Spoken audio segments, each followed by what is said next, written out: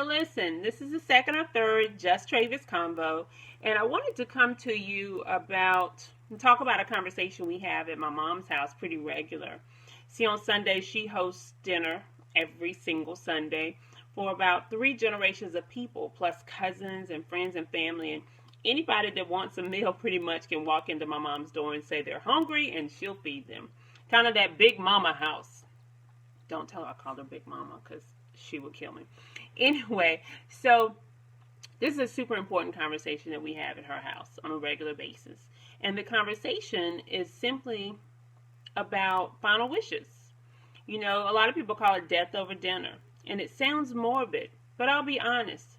Working in the service that I work in, which is hospice with Agape Senior, I recognize that by the time I have a conversation with a lot of families, it's past the point of what could have, should have, would have been said and done. And so I really would love to educate people and have them to think about what they want done before the time comes. You know, talk about it while you're healthy and it isn't so stressful. You know, I'm 41 years old. My husband and I both have living wills. We both already have our own healthcare power of attorney. So at Agape, we do this great program called Final Wishes.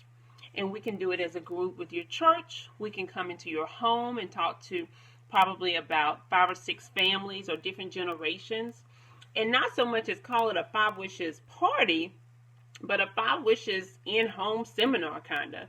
You know, just an opportunity to talk about what you want done when it's time. It's always great to have. We see people die at every age. You can read the newspaper, you can think about your friends, you can think about your family.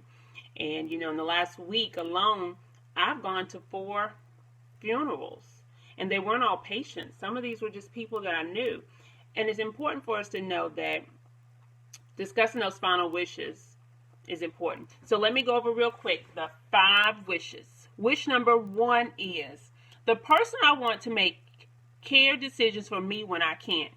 Who's your healthcare power of attorney? Is that your sister? Is it your mom? Is it your dad? Is it your best friend? Wish number 2, the kind of medical treatment I want or don't want. Do you want to be on a ventilator? Do you want to be resuscitated? It's a lot of decisions that you have to think about. Number 3, how comfortable I want to be. Me, I've got a pretty high pain tolerance. I had both my kids with no pain medicine on purpose. And I have to stop and ask myself, if something's going on and I'm in a lot of pain, do I want to be, or do you want to be sedated to a point that you don't know what's going on? Or do you want to be sedated just enough that you can feel some of the pain and have conversations? Number 1, 2, 3, 4, how I want people to treat me. Do you want a room full of people? Or just do you want a couple people? Do you just want your immediate family? Wish number 5, what I want my loved ones to know. Do you want them to know everything that's going on? Do you just want them to know a little? Do you want them to recognize that your wishes have to come first? You know, a lot of times when I'm at that final hours with people, I say to them, listen, let's stop and think. What would mom want? What would dad want? And a lot of times as people, we're selfish and we want to hold on and we want to hold on.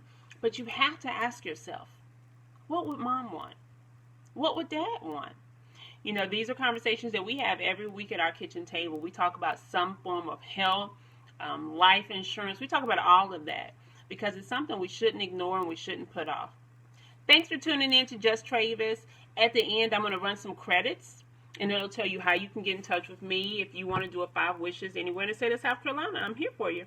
Have a great one. Happy Sunday.